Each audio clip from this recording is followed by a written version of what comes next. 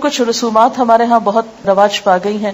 شادی سے کچھ ہفتے پہلے یا اس کے بعد تاریخ مقرر کرنے کی جو رسم ہوتی ہے. پھر اسی طرح یہ ہے کہ وقت بھی ضائع ہوتا ہے، پیسوں کی بھی ناقدری، عبادات میں کوتاہی. کوئی پیلا جوڑا نہیں پہنا ہے. بعضوں کہتا تھا نا کہ بھول کے انسان کوئی ایسی چیز پہلے پہن لیتا ہے. پوری طرح اس رسم کو جو ہے وہ ختم کرنا ہے. پھر جہیز کی نمائش. پھر اسی طرح یہ ہے کہ ٹھیک ہے اگر کچھ تفریح ہو رہی ہے یا گانا بجانا ہو رہا ہے تو اس میں ڈانس کی تو کوئی گنجائش نہیں نکلتی. نبی صلی اللہ علیہ وسلم نے فرمایا جس گھر میں گھنگرو اور گھنٹے ہوں اس میں رحمت کے فرشتے داخل نہیں ہوتے، نہ ہی فرشتے ان لوگوں کے ساتھ رہتے ہیں جو گھنٹے استعمال کرتے ہیں. اپنے ہاتھوں سے اپنے آپ کو ہلاکت میں مت ڈالو. یعنی اللہ کی رحمت کو کیوں دور کرتے ہیں ہم ایسی چیزوں سے. آپ نے فرمایا اس امت کے لوگوں پر زمین میں دھنسانے، شکلیں مسخ ہونے اور پتھروں کی بارش برسنے کا عذاب آئے گا. مسلمانوں میں سے کسی نے عرض کیا یا رسول اللہ صلی اللہ علیہ وسلم یہ کب ہوگا؟ آپ نے فرمایا جب گانے بجانے والی عورتیں ظاہر ہوں گی، آلات موسیقی عام استعمال ہوں گے اور شرابیں پی جائیں گی. ترمذی کی روایت ہے. پھر اسی طرح مہندی کی تقریب میں ایک دوسرے پہ طنز، برا بلا کہنا، مذاق اڑانا، یہ بھی اسلامی تعلیمات کے برعکس ہے.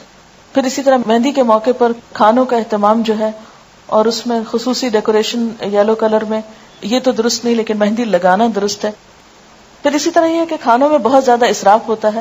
قرآن پاک میں اللہ تعالیٰ فرماتے وَلَا تُبَذِّرْ تَبْذِيرًا إِنَّ الْمُبَذِّرِينَ كَانُوا إِخْوَانَ الشَّيَاطِينَ وَكَانَ الشَّيْطَانُ لِرَبِّهِ كَفُورًا. فضول خرچی نہ کرو. فضول خرچ لوگ شیطان کے بھائی ہیں اور شیطان اپنے رب کا ناشکرا ہے. یعنی پیسے کا ضیاع محض دکھاوے میں اور اسراف میں، یہ شیطان کو خوش کرنے والی بات ہے، رحمان کو نہیں. شادی کے موقع پر جیسے بارات اور سہرے کا ہوتا ہے، یہ بھی ہمیں سوچنا چاہیے کہ کس کی تقلید ہے. نکاح کے ارکان جو ہے ولی کی موجودگی ہونی چاہیے، گواہ ہو، مہر ہو، خطبہ نکاح ہو، ایجاب و قبول ہو اور اعلان نکاح ہو. یہ ہے اصل شادی. ولی کی موجودگی کیوں ضروری ہے، اس کی دلیل کیا ہے، وہ قرآن پاک میں آتی ہے. پھر اس کے بعد ولی میں کون کون لوگ شامل ہیں، پھر اگر کسی کا ولی نہ ہو تو وہ کیا کرے. نیکسٹ، زبردستی نکاح نہ کیا جائے. پھر نکاح میں لڑکی کی رضامندی ضروری ہے، اس سے پوچھا جائے. پھر اسی طرح یہ ہے کہ اگر لڑکی بولتی نہیں، خاموش رہتی تو یہ خاموشی بھی اس کی اجازت ہے، لیکن رضامندی کے بغیر نکاح درست نہیں. عورت کو خود نکاح کرنے کی اجازت نہیں ہے اپنا. پھر مہر ہے، مہر کا دلیل کیا ہے، پھر مہر کی مقدار کتنی ہے. اس میں ہم حضرت عبد الرحمن بن عوف کی مثال دیکھتے ہیں کہ انہوں نے سونے کی گٹلی کے وزن پر عورت سے شادی کی. آپ نے فرمایا مبارک ہو، ولیمہ کرو، چاہے ایک بکری ہی کیوں نہ. ازواج مطہرات کے مہر جو تھے، حضرت عائشہ نے فرمایا کہ 12 اوقیہ اور 1 نش. پھر حضرت عائشہ نے پوچھا نش جانتے ہو کیا ہے؟ ابو سلمہ نے کہا نہیں. حضرت عائشہ نے فرمایا نصف اوقیہ اور یہ 12.5 اوقیہ 500 درہم بنتا ہے. یعنی 500 درہم ازواج مطہرات کا مہر تھا، جو اچھی رقم ہے. اور حضرت ام حبیبہ کا مہر جو تھا وہ 4000 تھا، 4000 درہم. قبول اسلام کو مہر قرار دیا گیا حضرت ام سلیم کی طرف سے. بہترین نکاح وہ ہے جو آسان ہو. ہمارے ہاں جو 32.5 روپے حق کے مہر ہے، اس کی کوئی حقیقت نہیں. پھر اسی طرح گواہوں کا موجود ہونا، گواہوں کے بغیر نکاح نہیں ہوتا. آپ نے فرمایا جو عورت ایسا کرتی وہ زنا کرتی. آپ نے فرمایا حلال اور حرام کے درمیان فرق کرنے والی چیز دف ہے، یعنی اعلان نکاح ہے. پھر عورت جب گھر آئے تو اس کے لیے دعا کرنی چاہیے. پھر دعوت ولیمہ ہے، اور یہ دعوت بھی اپنی حیثیت کے مطابق کرنی چاہیے، اور اس میں بھی اسراف اور دکھاوا نہیں ہونا چاہیے. ایک موقع پر آپ نے جو پکا کر کسی جگہ پر کھجور اور منقع اور خوشگوار پانی کہیں کھانا، یعنی مختلف طریقہ سے ولیمے کی دعوت کی گئی.